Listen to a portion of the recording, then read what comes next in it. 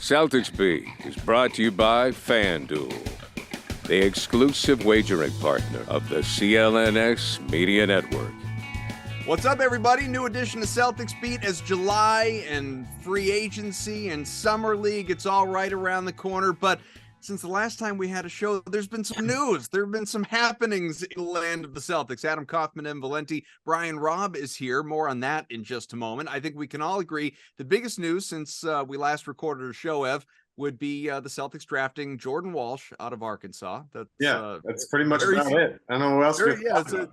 So this will be a full Jordan Walsh tribute show. It was an easy night, Kaufman. It was just straightforward, super easy. You know, you went in knowing exactly Boston's just going to have one pick and we're done. Like didn't keep me up at night at all. You know, I didn't lose any sleep. Didn't have to wait for Brad Stevens to talk till 2-something in the morning or anything like that. It all just easy. No, obviously everybody out there knows what has gone on. Kristaps Porzingis is in, Marcus Smart out. There's a lot of that we're going to dissect over the next half hour or so here with B-Rob. But B-Rob, first and foremost, welcome back. And I say welcome back, not just because you're here, but I asked Ev to look this up. Do you happen to know the last time you were on this show? Like if you were just to guess, hey, given like how often I bug you, like, hey man, you're around. What would you say the last time that you appeared on Celtics Beat was? It's been way too long. I want to say it's the end, like at some point during the finals run last year, I think is my guess. Like, which is again way too long. But here's the thing: I was pushing off because I wanted to wait for this. Like, this is the ultimate time to be on this show now. Like when you texted me this weekend, I was like, oh, this is the dream spot to be on this show. I can't wait. Ev, what was the actual answer? Is he correct? I'm just doubling back to make sure that I'm not incorrect on this. But from my research, B-Rob, it was January 20th, 2022 was the last time. Okay, so that was during last season, but not during the. So yeah, there might have been one. I feel like I remember. Maybe I'm mixing up the playoff runs, but yeah, it's been way too long, and it's my fault. No. I don't bring it up to make you feel bad. You and I know each other, far well enough to know that that's not the case. I want people to know that like it has been a long time coming since we've been able to sort of bring Celtics Beat and the Winning Plays podcast that you do here as part of the CLNS network as well.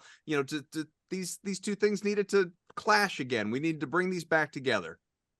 100%. And again, what a perfect opportunity. We were probably arguing about Marcus Smart back in January 2022, even though I feel like most of this by you, Evan, as well. I feel like we were probably on the same page with him throughout his career here. And now we are led to a farewell. And I think a pretty, I don't know, like we can talk about the fit standpoint, but as far as the price given up in this deal, which we'll get to, like this is something that I think came out of left field in terms of the opportunity the Celtics have here.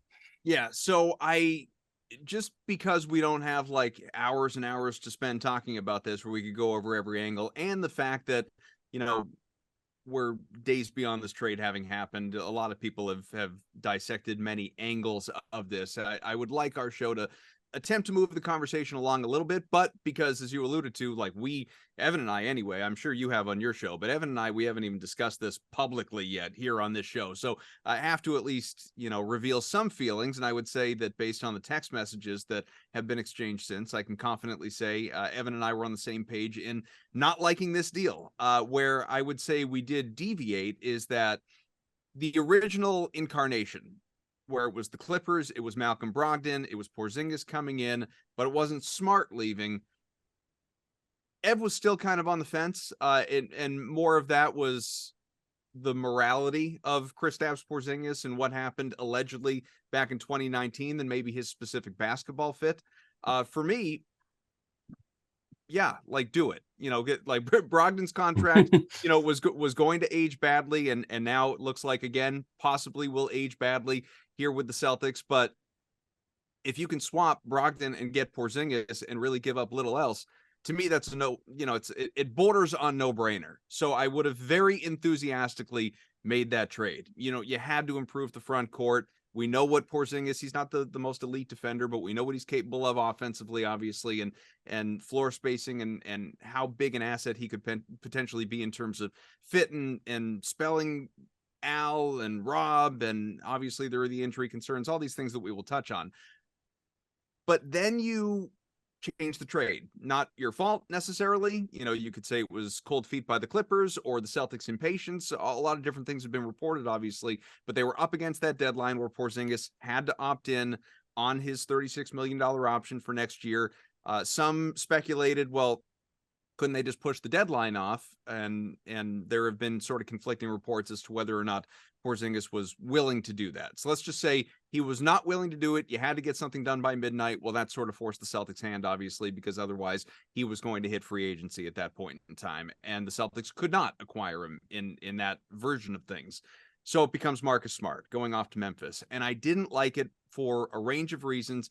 And I think even putting my Smart like fandom aside, you're giving up a guy that you want to get into the whole like hashtag winning plays and durability not total durability, but more durability than Porzingis, heart and soul, glue guy, leader, all that stuff. And 9 years of Celtic and 9 years in the playoffs and 5 trips to the conference finals, and your best playmaking point guard and facilitator and passer and all, and you're sending that away for what right now, and I do believe this will change, but right now is 1 year of Porzingis and a guy who's coming off a career year, but played in 65 games. Could have been more if they didn't sit him at the end of the year, but 65 games, and hadn't played that many games since his second year in the league back when he was 21. And that is a concern from an injury standpoint. So there are just, as I've tweeted multiple times, Rob, there are just aspects of this trade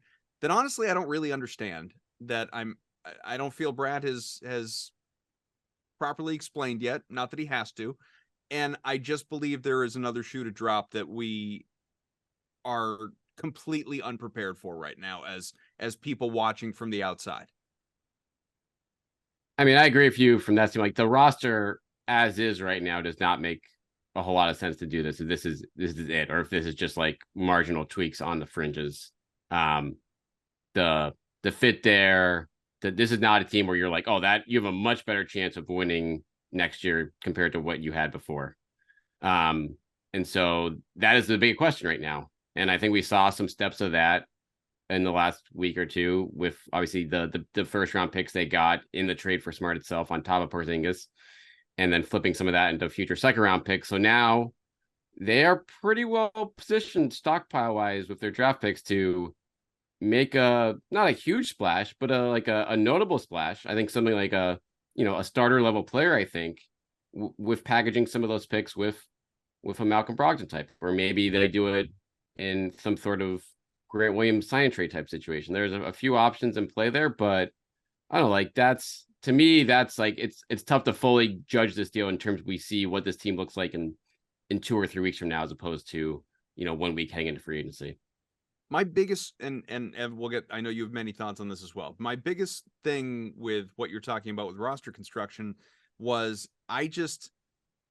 and Brad alluded to this, I think, in some ways. Like, I just don't think they make a trade like this if you're not confident Porzingis is going to stick around longer than just this upcoming year. And they can't, you've written about this, they can't sign him to an extension until July 6th anyway. So, there could be a multi-year deal coming for him that keeps him around. And then you say, okay, well, you're not parting with Grant Williams because that is the expectation. You're not parting with Grant Williams for 1 year of Porzingis. You're not parting with a cost-controlled Marcus Smart for 1 year of Porzingis. So you're going to keep him around longer. But I say this with zero disrespect to Derrick White. Derrick White was arguably their third best player last year. He was terrific.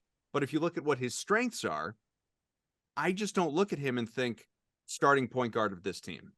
I still view him as sixth man, or, he and Brogdon as kind of, if Brogdon's the same guy, which I don't even believe he will be, by the way, you view them as like co-sixth men. And I'm not saying White is incapable of it. When I'm thinking facilitator and playmaker and shot creator, I don't think of Derrick White. I think of a guy that is, better served to kind of, do what he does so well and create some opportunities for himself. But he's not this guy that like makes everybody around him better offensively.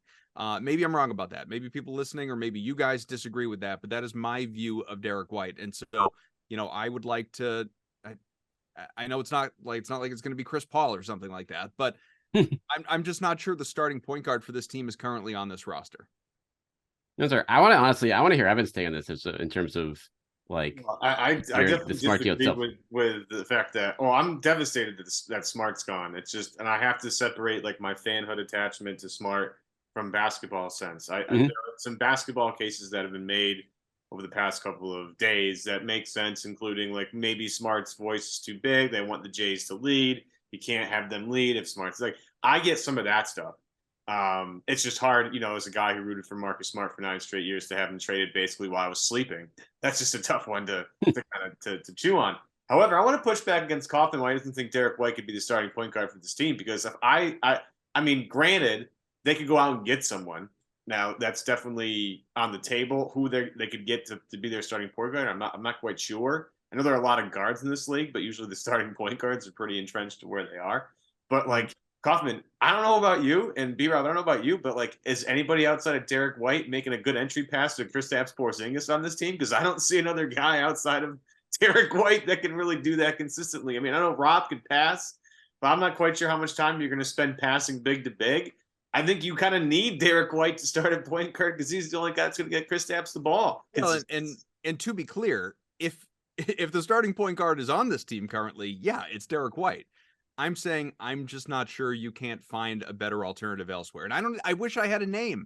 I don't even know who that is. But I mean, that's where I look at it and say it's still late June. There's a lot of time for that. But if you look at Derrick White's his plus minus numbers with everybody on the team is like fantastic. And notoriously, him and Jason Tatum are fantastic together. So, I mean, I don't know if you remember, but one of the first things I texted that was a positive about this trade was, well, this means that we're in the more Derrick White business, and I like being in that business because I want Derrick White to play more. Like that's not even a question. And I know I was listening on my way to New Jersey this weekend. I was listening to Simmons and Barrett and Simmons' dad talk about like it was glaringly obvious that Derrick White should be closing games, but we have this, and I don't blame Joe for doing this allegiance to Marcus Smart because of all he's done for the team, but. Like Derrick White was just better last year, and I think giving him more opportunity is going to be a good thing. I love when he's on the court because the pace changes, the ball moves, he does all the little things. Like he doesn't need to score. He can do some of the you're going to have Jaylen Brown, Kristaps Porzingis, and Jason Tatum on the floor at the same time. All three of these guys average 20 points a game. Not everybody's going to be able to shoot the ball, and Derrick White is very comfortable not taking a ton of shots. He knows that, so I think that's great. I think that opens up. You're not going to like outside of a Chris Paul type who's like you stand here like to get outside of that. I think Derrick's a great player and a great mold of player to have start with those three guys and whoever the hell starts at the 4. Well, so B-Rob, let me turn that into a question for you. Let me set you up for a long answer. I want you to respond to the thing that I said about do you believe they're going to acquire a different point guard to actually start? But also what Evan was alluding to, they were talking about on that pod that he was listening to. Did the Celtics, and look, the good outweighed the bad, but he was a polarizing figure here, obviously. Did the Celtics have a Marcus Smart problem in that his voice was too big, expectation was too big, their allegiance was too large, the feeling of like, all right, well, maybe there are times that he should be benched, but he's not benched because he's Marcus Smart. You have to have him out there at the end of the game. And was there some element of historical relationship within the organization and guys on that coaching staff, and primarily Joe most recently, where it was, they weren't always doing what was best for themselves out of a certain level of loyalty? Yeah. So to start with White, I think he's definitely your starting point guard next year. I agree with Evan there. I think to your point as well, Adam, like he is not the traditional point guard. Like he is not the distributor that Marcus Smart is when he's at his best, as far as assist rate and things along those lines. But I think by and large, there are more and more guards around the league that like teams are not going with that model, if you will. And I think the Celtics are going to embrace that. Like, does White work on both ends of the floor? Is he selfless? Can he make enough passes, but can he do enough other things to do it? And clearly the answer last year was yes, where these guys are thriving around him. So it's hard for me to envision the Celtics finding a better fit of point guard with him. You can obviously do that, move him to the 2, if you will. Play Payne off the bench if you say move Brogdon to a separate deal. But I think at this point their default is like White's your 1, Jaylen Brown 2, and they go from there. As far as Marcus Smart goes and the hierarchy thing, like I think there's no doubt there's people inside the organization, like Derrick White was not playing enough last year when it mattered most. And that even went back to, you guys remember like game 2 of the Heat series, where he was probably like the second best player in that game. And he came out of the game with like 7 minutes left and was out for most of the crunch time there, where they kind of fell apart down the stretch of that game. And you could count, 4, 5, 6, 7 times in the regular season last year where there was like, why isn't Derrick White in this game? And then it blows up. So clearly, whether it was Malcolm Brogdon or Marcus Smart, I don't think like it was like we need to move Smart so he gets time. It's like we need to move one of these guys. And then when they ran into the issues of Brogdon, that Smart became the alternative there. And so as far as Smart's voice and stuff goes, I think that falls into play. It wasn't a reason why they moved him, but like it certainly is part of the equation here, being like, okay, we're getting pretty good value here of 2 first-round picks, much more value than we get for Brogdon. There is something here where it's going to be tougher to bench Marcus in crunch time regularly because of where he thinks his standing is with the organization. From a leadership standpoint, it might be something where we want to shake it up, because let's be honest, guys, like after this season, there wasn't going to be like a bigger change is going to have to be made with this roster once Jaylen signed the Supermax and other parts of the play. So if you wanted to shake things up a little bit from like a small standpoint, which is not Marcus as a small part of it, being like a smaller thing here, like that, this is the last year you could actually do it without having to look at the bigger Jaylen question of being like, you sign him now, is he worth keeping now at this money? Do we have to break these guys up? Because that was going to be a question after this year if this team didn't get there.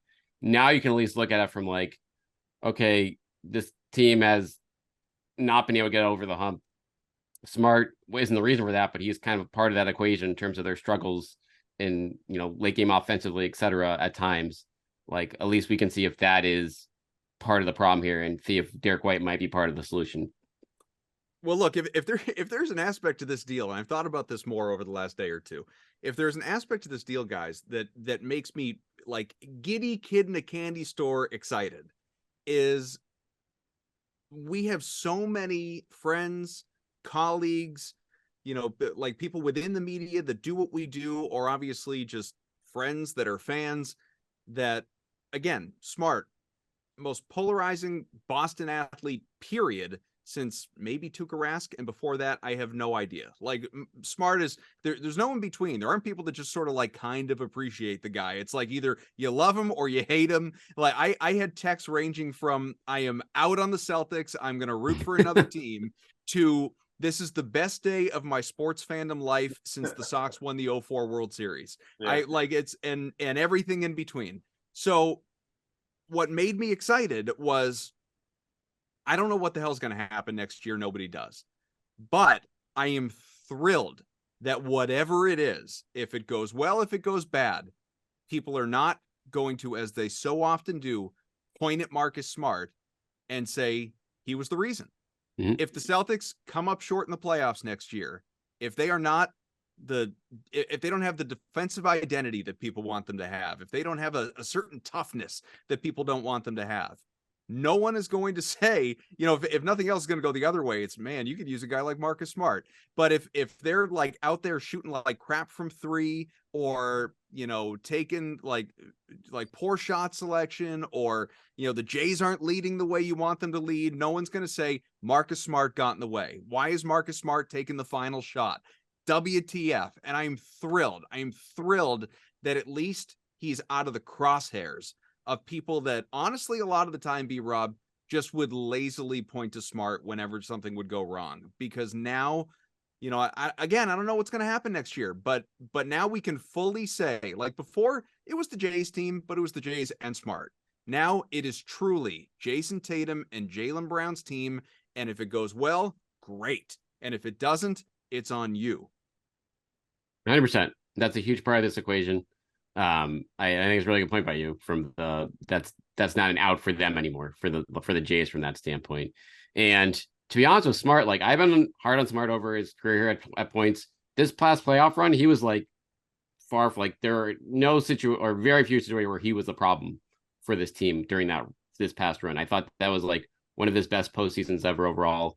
The Game 4 Philly stuff that like he can get a shot off, whatever. Like that was more like coaching / education wise. That was less on him for those spots. So I think that's why he is like that sort of crutch for fans to do like that. That is gone now. And now we see like, what is this team made of with the bigger parts that matter? Yeah. What's next, do you think? Yeah. What's the next move? I have no idea. I mean, obviously we're going to watch Jordan Walsh play a little bit in summer league, and I can't wait to watch JD Davison. You know, I think very highly of JD Davison, but like obviously, as we've all kind of danced around here, and I think B-Rob, I think you might have reported this in an article or two, that there's more coming down the pipeline here. Whether it's going to be a big piece or a rotation piece, I'm not quite sure, and I'm assuming nothing major is going to happen. But I got to assume that you might know a few things. Yeah, I mean that's something I've heard pretty much in the aftermath of this deal, and that goes beyond just, you know, the 4 trades, the exciting trades on draft night. Like, no, that, like, I mean, that's part of the picture here, but they're like, make no mistake here, whether it's in the next couple of weeks here or before the trade deadline, like I would be shocked if they don't add another rotation / starter level piece to this roster. Like, this is with this new CBA, with all these picks you're acquiring, you're not acquiring these extra picks for like to better supplant your roster in like 2026. Like, you're doing this now when you have the ability to actually add another piece to this roster that matters and be able to afford it without paying like $300 million in like luxury tax or whatever this new CBA is going to be leading to for these teams that are going to go above the second apron down the line. So to me, it's going to be a fascinating next week to see, you know, how they approach that. Whether the time is now, whether it's something where they can mend fences with Malcolm Brogdon in the meantime, and see what that looks like, and obviously see what the Porzingis fit looks like on the floor. But if not, like, you have to look at him. You have to look at, you know, obviously the rumors on Grant are very much there. And I just don't think that this roster is a finished product. Just speaking for myself here, I just don't think this is it for this group. I think there's more shoes to fall here. Well, and to that point, there's assets. Like, Grant is a sign and trade asset, and the expectation is he's not going to be back. Those second round picks, if you want to move them, you know, teams have had to throw like 5 into a deal to help get a deal done. But yeah, like they've reloaded on some of that capital. You can use it. And as far as the smoothing things over with Malcolm Brogdon, like, to me in my head, B-Rob, that's something you try and do at the end of August. Right now, you're trying to trade him. And I don't think there's any mystery in that. And if, like, I don't think Brogdon thinks there's any mystery in that. They are trying to move him. The only reason he's not gone right now is because the Clippers didn't have time to give him a physical. You know, if right now you're trying to move him to a team that actually has the opportunity to assess the guy and say, all right, yeah, he might need surgery, but he'll be ready for the beginning of the year. Who cares? Like, it's fine. He's gone. So my question for you would be, other than, you know, like, Beal's not an option, Paul's not an option, Dame doesn't want to come here, you know, is there a guy out there that you think could spring available? I would think it would have to be a guard at this point if you're moving Brogdon, who is a fit, who is someone that you think, you know, would make sense for this team. It's just hard to like peg that out based on where we are in the free agency period. It's like, what guys are available right now. That's all going to depend on what teams like actually do in the next week here, like the trades, who the teams are going to go after in free agency, who has leftover cap room, who decides to take a step forward versus a step back as far as a franchise goes. And that stuff, you know, is starting to come into focus more. Obviously, we've seen what the Wizards have done the last week, and that's, you know, you can pretty much pick anyone else in that roster right now and say like they're available. But there's a lot of teams right now where you wonder, okay, like what are the Spurs doing? Like, are they trying to like really center things around like Wemby, or like could some guys on that team that are on their second contracts become available? Like, what is a team like the Magic doing? There's a lot of intriguing players down there. There might be not, like, they have some cap room. Are they bringing people back? Are they looking to move off of a guard or two or another big man or two there? Like, those are the type of teams I look at when you wonder in terms of what type of players the Celtics could go after here. And then you just look for places where there's a roster glut. And when there's someone else gets signed that makes someone else available, and then the Celtics want to position themselves to be like, hey, we a lot of contenders that are looking to win now, we have more assets that we're ready to move right now to do that. To say, hey, we have that Warriors first round pick, and we have 2 future firsts, along with 3 second round picks, and for the right guy, we'll make that move. Now, whether that guy actually comes to fruition here, that's the question. whether that guy's has a contract where he's actually worth that, because you're not going to do that for just an expiring deal, obviously. Mm-hmm. But I think those are the type of questions that this front office is going to be looking at constantly the next week or two, and then obviously into next season as well, based on how this team looks. Before we let you go, are you happy with the Porzingis deal? Not the whole scope of it and trading away Smart and getting first round picks and all of that stuff. Just purely Kristaps Porzingis, him coming in. He's going to be 28 years old. His, role in the front court, obviously, his fit with this basketball team as a third star, if you will, within that big three coming off the career year. Was it a fluke or is this the best is yet to come? How do you feel about Porzingis joining this team?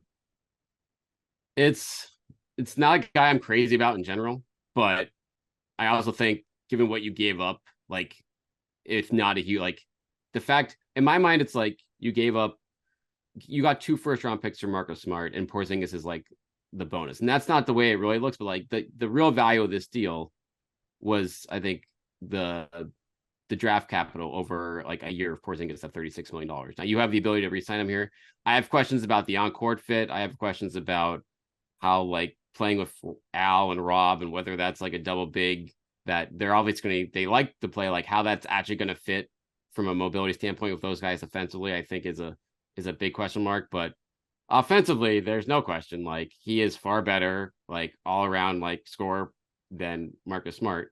And I think the great news from a Celtics standpoint, like you're not asking him to be your number 1 or number 2. This is a guy you can say, hey, you're going to get better shots than you've ever had in your career, and you only have to score 18 points a night in a number 3 role. And then from that standpoint, I think this deal should be offensively a slam dunk for the Celtics as long as that fit works. And that'd be up to Joe Mazzulla and that coaching staff to put together. Almost feel Al Horford's going to be crucial in that, though. Like Al Horford's a guy that knows how to move the basketball and might get the big guy. That's my only on-court concern is like the fact that Boston doesn't have a lot of guys that know how to make entry passes. So that's really about it. Like I do think having him on, if you look at his shot breakdown by certain amounts of feet, that area between 0 and 3 feet in the basket, that's his second most taken shot, by position on the court that he could take. My issue is he takes 31% of his shots from 3, and maybe that'll change a little bit with the Jays out there. That's a little murky for me, but I think the fact that he's going to be able to give Boston offense when Jason Tatum's not on the floor, because I don't know, you both probably have concerns about what happens when Jason Tatum's not playing basketball for the Celtics. Like their off numbers aren't great. I think Porzingis might be able to help that. I'm hopeful for that.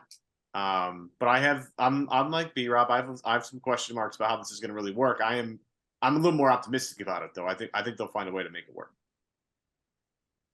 All right, B-Rob, we're going to keep rapping for a few minutes. We're going to let you jump out of here. Appreciate you hopping on with us. Obviously, check out B-Rob's stuff, not only the Winning Plays podcast on CLNS, but also, of course, all of his work on Masslive. And he is doing a phenomenal job of keeping you up to date with his own reports, as well as mixing in some other people's news as well to just let you know with what is happening during a crazy, silly time for the Celtics amidst trade rumors. And rumors are coming. More and more rumors are going to come, so long as they got Grant and Brogdon and all those second-round picks available at their disposal. We've turned back the clock, gotten back into Danny Ainge's treasure chest time machine, and Brad's going to have a field day with Zarin and Austin and everybody else. B-Rob, thank you so much. All right, always blessed, guys. Thanks for having me. All right, big guy. Quick break to tell you today's show is powered by FanDuel. Baseball season's in full swing right now, and there's no better place to get in on the action than FanDuel, America's #1 sportsbook. Because right now, new customers get a no-sweat first bet up to $1,000. That's $1,000 in back and bonus bets. If your first bet doesn't win, you'll win more than you lose. And this is coming from a guy that loses a lot. So don't miss your chance to snag a no-sweat first bet up to $1,000 when you join FanDuel today. Just go to FanDuel.com/Boston to sign up. FanDuel, the official partner of Major League Baseball. Major League Baseball trademarks used with permission. Ev, how we feeling at this point in time, huh? I mean, you and I, we've not had the opportunity to, do all of this since it all happened, other than obviously our conversation we just had with B Rob. How you coping? Like, it's I don't mind addressing you, Evan Valenti, the fan, right now. How you handling this? Because this was for people that are fans of Marcus Smart, and a lot of you, I guess maybe statistically 50% of you out there listening are, this is a culture shock. I mean, this is, for better or worse, and only time will tell, this is going to change things in that locker room, absolutely, for this team, and certainly just for the overall fan experience of watching this team. Yeah, look, all good things must come to an end at some point, and the further away we get from it, the more I kind of am just accepting of the fact that something needed to change in this team. I just didn't want it to be Marcus. Like, that's the thing. Like, yeah. Kaufman, I'm sure you feel something similar. When they raise banner 18, I wanted Marcus Smart to be on the team, because he's the guy that set the culture for the people that have come afterwards. Like, you go back to, well, that was also, not to cut you off, but that was also like, that was the thing, longevity as well. But ultimately, that was going to be the thing that like put 36 in the rafters, right? Which a lot of people, have. Well, that can't happen now unless he wins. Can't happen now. No, wins one. Like, I don't. Can't do it. Nine years wasn't enough in terms of not winning a title, and the statistics that came along with it. And he was never like officially captain or anything. Like, there's no, I mean, the Celtics, like, I know they have a lot of retired numbers, and some of those are on the fringes compared to maybe other organizations, but no, by no measure could Marcus Smart's 36 go up there right now. Totally agree. But the thing with Smart is, like, he was anointed the next culture guy by KG in the middle of the game when they both went after a loose ball and they ran into each other, and somehow like a black hole didn't spawn right there or something. I don't know. Right. But that's the tough part about it. And we got to watch Marcus kind of grow up and into his own, and watch him, with his young game changer foundation, do some really great things. But look, something had to happen. Something needed to change. They tried the Brogdon thing. But they knew that they couldn't come back with this backcourt. Like, they have too many guys that play the same position, and Porzingis is absolutely a guy. Like, it might not be the most perfect fit in the world, but they need another big. And guess what? There aren't really a bunch of good ones available. You might be able to strike gold with Porzingis here. Like, you're not, like, the Naz Reid contract. Like, I love Naz Reid, but they weren't getting Naz Reid because they don't have any cap space. Like, you have to trade for that. It's just, for me, getting another serviceable big in the locker room. In look, jettison Grant, I'm fine with that. I'm going to be just fine without Grant Williams in this team. But bringing a big that can really help Al Horford and really help, Rob Williams, try and stay as healthy as they can the rest of the way is going to be really important. Like, Kaufman, you can't just have Al Horford out there in the end of playoff games anymore. As much as I love the guy's an all-timer, going to be in the Basketball Hall of Fame in Springfield in short order, no question. But, like, you just can't have Al out there to close games. And Porzingis might not be, like, that much better, but at the same time, he's 27 years old, not 38, and he's got plenty of miles up in the tank, so to speak. Listen, I said, I'm sure you remember it, I'm sure our listeners remember it, I said it more than once after, like, when we were doing off-season shows last summer, I said, don't expect Al Horford to be this coming year what he was last year, because he was coming off a club OKC, where he didn't play half a season, had a longer off season, didn't like he was set up perfectly for his year in Boston, upon him being reacquired, to have the success that he had. And obviously he shot well as well and just fit in as seamlessly as he did.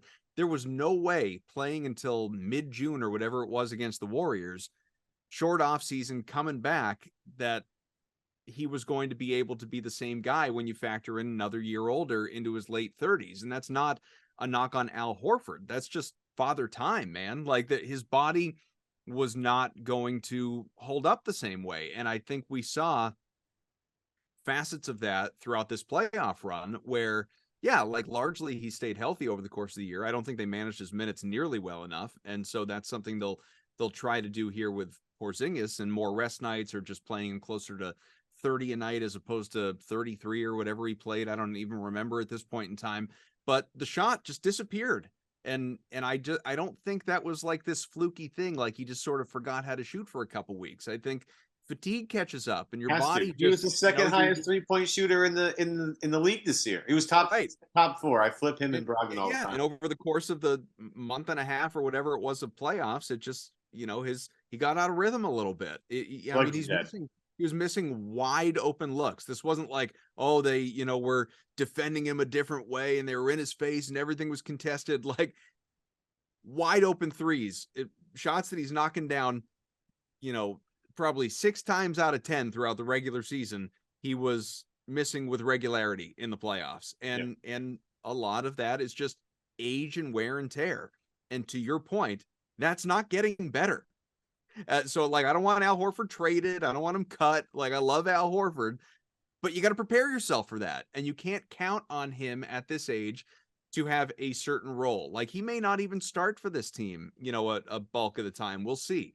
But Robb, like, he could play 35 games. He could play 60 games. You don't know. And you don't know what he's going to be in the playoffs if he's there for you. And Porzingis, another ultimate wild card when it comes to health, which I think is part of the reservations people had about the deal. And like, even removing fit or anything else, it was just like, all right, is he going to be available though? Is he going to play? Like, that's a chief question when it comes to Kristaps Porzingis. So you had to do something. You had to add to the front court. Gallinari's gone. Muscala wasn't an answer. Like, Joe had no interest in him. You still have Kornet. Brother's gone. I'm so sad. Yeah, you still have Kornet, but as we said with B-Rob, like the roster construct, it amazed me. It honestly amazed me that if you want to look at this from a betting perspective, that the Celtics championship odds improved to favorites on some books, co-favorites in other books after the C's made this trade. Because I do not feel, and I'm not saying they won't be by the time the season rolls around, but today, here, now, June 25th, I don't believe this is a better team than it was last year. I don't. Well, we'll see. We haven't seen anybody play yet, but they have, outside of Golden State, probably the most, or maybe outside of the Lakers, because LeBron is such a huge part of what they do. And then obviously Phoenix. I don't know if anybody has more star power than them, especially in the Eastern Conference, right? Like, you look, the thing that's happening is everybody's going west again. And somehow Boston's sitting here with Miami, who, look, Jimmy Butler's awesome and Bam's awesome and Eric Spoelstra's awesome and their role players are great. But like, those guys are getting poached. All right. Mm-hmm. The guys that are free agents, we'll see if Miami can afford them. Those guys are getting poached potentially this season, next season. We'll see how it goes. Boston's road got a lot easier with Brad Beal getting out of town. Only because there are other teams in their conference, Philadelphia and Miami, that were linked to him that potentially could bring him aboard. So him going to Phoenix, this is fantastic. It's just another guy that Boston doesn't have to worry about. So when you look at their favorite status, I mean, you look at the Eastern Conference and like, if the Bucks, I mean, I'm not saying they're going to do this. I'm just saying it's possible. What's going to happen with Chris Middleton? What's going to happen with Brook Lopez? Those are huge questions, right? Mm-hmm. Miami, whatever happens with their role players, which is why they beat Boston in the first place, that's going to be interesting. James Harden's probably going back to Philadelphia, but is that going to really work with Nick Nurse? I don't know. Nick Nurse is going to probably run James Harden into the ground. We'll see. Is NBA going to ever get in shape? We'll see. There's a lot of question marks in the Eastern Conference, and so you only have to be one of those teams to get in the finals. I think Boston has positioned themselves in a good place to be that team in the Eastern Conference, or at least be in the conversation. And then once you get to the NBA Finals, anything can happen. My question for B-Rob, I didn't get a chance to ask this, is, do you think Brad watched Denver and said, we have no answer for Jokic at all? Like, we just don't. If we had gotten there, he would have killed us. But my question to you, Adam, is, does this Porzingis trade in your mind have anything to do with Denver winning the finals, or is this just a move that had to be done regardless of the outcome? Maybe I'm wrong. I don't think it had to do with Denver, because I don't look at Porzingis as this like Jokic neutralizer. Nobody is. Nobody is, but also he's just not this renowned defender or phenomenal rim protector or great rebounder. He's just a huge dude who can shoot over people. And that's a credit to him, obviously, with that 7-3 or whatever. And he could literally just elevate over most people and get his shot off. And that's great. That's how he gets the bulk of his points. But I don't look at him as this guy that's going to like compete or contend with any of that at all. I mean, how could you? So, I don't know. I'm throwing it out there. Yeah, I just but like you're talking about Jokic, which is obviously because he just won a title, and it wouldn't surprise anyone if Denver's back there representing the West in the NBA Finals. But even if I'm just thinking about the East, like Giannis, Embiid, Bam, like I don't give Kristaps an edge in any of these matchups. It's gonna be tough. It's hard to contain a lot of those guys, right? It's hard to contain Giannis. We watched it. I stressed out for 7 games over it. I was thrilled not to do it this year because it is not fun.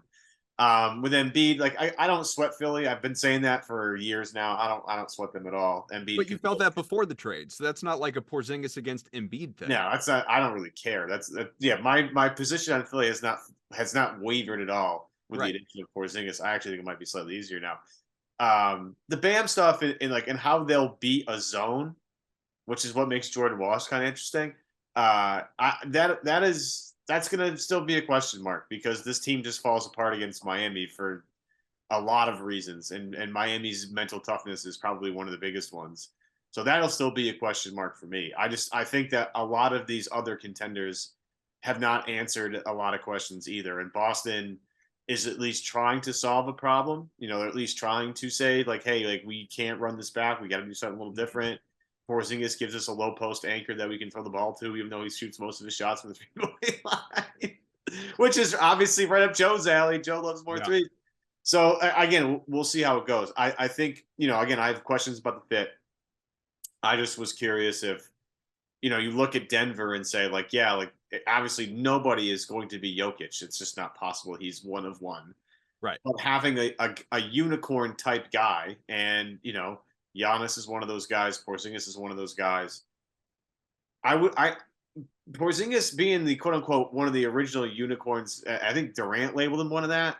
Maybe that's just having something that nobody else can plan for. I mean, I'm just throwing ideas out there, Kaufman. I'm trying to make it sound better. The one thing I didn't ask B-Rob that I'm curious about, not that he would know an answer, I just wanted his opinion. And I want your opinion. Is do we believe that Brad Stevens would have made this move, period? Would he have made this move without discussing it first with Tatum and or Brown? I don't like do we believe that Tatum and Brown signed off on this, or if this is just something they learned about, a few minutes before, just like Marcus did, or were they involved in that conversation? I'd be curious to know. I don't think they were consulted at all because I don't think either one of them would want Marcus gone. Like I look at Jason's Instagram post when they got traded. I was going to ask you about that. So Tatum put up like the Marcus tribute, and we're going to get one together one day, kind of whatever he wrote, which is kind of scary because it probably won't be in Boston if that happens. Did Jaylen post anything? Jaylen's been killing it in Paris at fashion. Right, he's been posting plenty about that. So it's not like his phone broke. Yeah. So I'm sure Jaylen's, look, they've been playing together for a long time. Those two guys, the only guy I'm not trying to do the like lazy talk radio social media riff. They have synergy on the court though. You know what I mean? Like those two guys actually made sense in the court at the same time. And they also and this is not a criticism, this is like a sibling relationship. They like brothers butted heads a lot. Mm-hmm. They talked about it openly. And reportedly behind the scenes, even a lot more than we probably even know about. So I wonder if,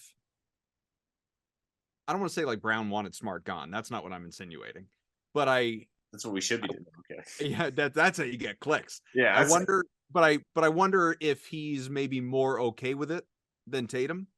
You'll never know that. Never know the answer to that, but it's something you can ask. It's a question worth asking, but you don't have to love each other, but they definitely respect each other. There's a difference, Yeah, I don't think that they were all. I think the general overall consensus is like everybody's kind of bummed, but there might be a secret layer of maybe this to happen. Maybe this is because eventually one of the big pieces had to go, Koff. Like one of these bigger pieces. To that end, that's what I was just going to say. Is I wonder if there's not that he would ever admit it publicly, and maybe not even privately. But I wonder if there's some sense of relief from Jaylen Brown that, man, like something had to give. Like something was going to change with respect to this team's core. Wasn't going to be Tatum. He's the guy. And at that point in time, you're talking about me or you're talking about Marcus? That's a great question. That's fair. That's because it shows Jaylen like, no, we want you. That like because he's had everybody likes to talk about the amount of disrespect quotes that he has, and how we felt disrespected with the Kevin Durant trade rumors, which is totally within his right to feel. But if you're Jaylen Brown and you're like, hey, they just traded a core piece and it wasn't me, they must be really believing in I'm going to be part of this core. Right. I mean, that's definitely a point for Team Brown here. Like, and again, I've been adamant. Like, I want Jaylen Brown on the Celtics. Like, I think the people that want him off the team are. But you would have said the same thing about Marcus Smart. Are angry, and yeah, but like if I had to pick between Marcus and Jaylen, I'm going to pick Jaylen, and I don't think that's even a shock to any. If you picked Marcus, I think we might want to have your head examined. And I love Marcus, but like this team is going to go to the NBA Finals and win an NBA title with Jaylen and Jason. It's not going to be just Jason and Marcus. Right. I mean, you would have to get something. That's why I never got any of these Jaylen trades. I never really got. It was Henderson and. So I don't totally agree with that. Like it, yeah. Like would in this fantasy land Tatum and Smart lead you a championship before Tatum and Brown? No, I'm with you. But if you're trading Brown, you're getting back a Beal or a Dame or a Durant or a whoever. Like, why would you trade? Why would you trade Beal for Jaylen? I'm not even saying you would. I'm just talking about the trade rumors that have been out there over the years. And so it's not really Smart. It's Tatum and that guy. And could they win you a title? And maybe, I don't know. I don't know. These guys have been in the Eastern Conference Finals a lot. I think I'd rather have the two main guys on the team. Is that what we do around here, Ev? We celebrate runs to the Final Four? No. But look, it's funny that, Washburn went off on them not having a guy that could score on the block, and then they go get Kristaps Porzingis, who, again, isn't really known for a good percentage amount of his shots come on the lower block, but for a big guy, he shoots a ton of threes too. So what I was laughing at, it's funny you bring that up. What I was laughing at, because we had watched, if anyone missed the Washburn show, check it out. It was a really good show last week. He's always great. He's always great. But so that's your Washburn takeaway. My immediate thought after Smart was traded was thinking back to the pod we had with Washburn and Washburn going off. Like it might have even been the title of the show about how they need more toughness. And they traded away their toughest guy. Fair. Yeah, that's why it hurts so much. You traded away the guy that was the heart and the soul of the team. I don't know. We'd have to go through our NBA trade. Like the closest trade to this for me, Kauf, is like the Red Sox trading Nomar for Orlando Cabrera and it actually working. Like that's right. That's the history we're looking at here. Although in this case, some would argue you're getting the better player, like in Porzingis versus Smart, just like 1-for-1. Well, look at the rest of 2004. Cabrera was excellent. Yeah, but he wasn't better than Nomar. Like just as like it worked out better, and he was better for them down the stretch of that year. But in terms of like historically, who was the better player, Nomar or Orlando Cabrera? No question. No question. Yeah. Nomar, hit 392 one year? Like I forget what year he hit. Whatever. I don't think it was that good. It was maybe like 375 or something. No, but either way, it was awesome. Yeah. But yeah, so that's the closest thing I can relate to this is when the Sox traded Nomar for Orlando Cabrera.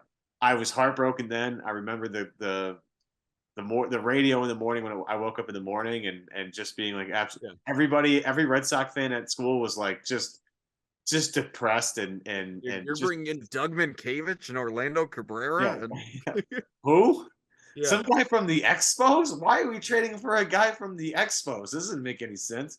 Well, I think we've I enjoyed this. I enjoyed the conversation with Robb, but I also really enjoyed the conversation you and I just had because I think we raised some interesting questions that would be good to touch on with whoever we have on the show next week and sort of continuing on this conversation about what this really means internally inside that room going forward. I think the basketball fit for Porzingis is, you've alluded to, is a question, but we won't know until we know, whether or not they're going to make moves, as I suspect they will. I really do think there's another impactful shoe to drop. I genuinely believe that.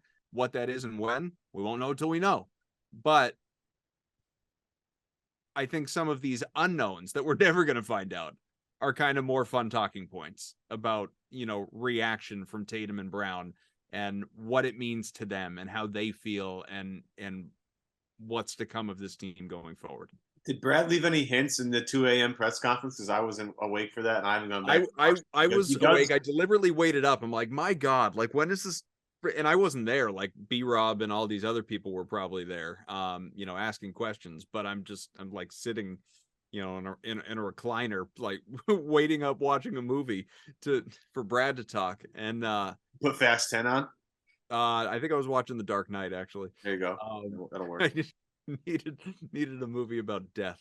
I'm just sitting there going, like, what in the nothing, like, just looking for anything. And no, but my feeling actually in listening to it was Brad, not unlike his predecessor, has gotten where I think Danny left things a mystery. Danny Ainge, Brad does a great job at telegraphing things if you're paying attention. I think, Brad is really, we've talked about this a number of times on the show. Brad kind of alludes to he's going to do something and he does it. There isn't a lot that completely comes out of nowhere. And he doesn't like outwardly lie to you as far as, so far, like, he said, like, Jaylen's part of the fabric. Well, they didn't trade Jaylen. They traded somebody else. He didn't say that about Marcus. He wasn't asked, but he didn't say it. Anyway, what I was going to say is that I think, like Danny Ainge, Brad Stevens has gotten awfully good at, saying a whole lot without saying anything when he feels like it. Right. And that 2 a.m. press conference was a whole lot of not saying anything. Right. As much as he actually spoke. He drops hints all the time, and we need to be better at picking those up. That's all I'm saying. Yeah. I haven't gone back to listen. Do you want to do your 30 seconds on Jordan Walsh before we get out of here? Sure. Hope he makes the team. Like, I mean, he's gonna make the team. I'm not convinced. I mean, and that's not a slight on him. That's just, he's a second round guy. I could see him, not unlike JD Davison, getting an opportunity, getting some minutes, but most of the season spent in Maine. That wouldn't surprise me at all. Yeah, but they don't have any wing players. Name the wing players after Jaylen and Jason. Go ahead. What you got? Sam Hauser? Yep, that's one. Justin Champagny? No, I don't even include him. Yeah, so he's making the team. That's a roster call up. Jordan Walsh is on the team before the human victory cigar. Unless the big trades for a wing, he'll be on the team. If they somehow get some wing, like, I want Kyle Anderson so bad on this team, it's like just killing me. And I don't know what Minnesota's doing, so just to throw that out there. But unless they get a wing to come in and actually play some minutes, he's going to play because he can defend for sure. I don't know offensively, we don't know, but defensively he's an animal and he just engulfs people. Like, it's literally hilarious to watch him play defense because his arms go on forever, and good luck getting by him. He's awesome. But other than that, wingspan. I mean, he's. I saw somebody joke on Twitter that he's a 3-and-D guy without the 3. That's a typical Celtic draft pick anyway. Yeah, so not much of a shooter yet. Could happen. Like, some of the these things do develop over time. But yeah, you want the defensive intensity for sure. Well, I guess for it's not the last time I'll wear this shirt, but for the last time of its relevance, this is the for those watching on YouTube, the triple threat of Jason Tatum, Jaylen Brown, and Marcus Smart. I gotta get a Porzingis shirt now. There'll be one. I'm sure there's already one. Yeah, I don't think is it just gonna be like, will one of these companies get excited and put them, like, I don't know, a unicorn in a Celtics jersey or something like that? Is that what it's gonna be? That could be fun. Yeah, fun. I'm into that. I'm definitely into that. I'd buy that.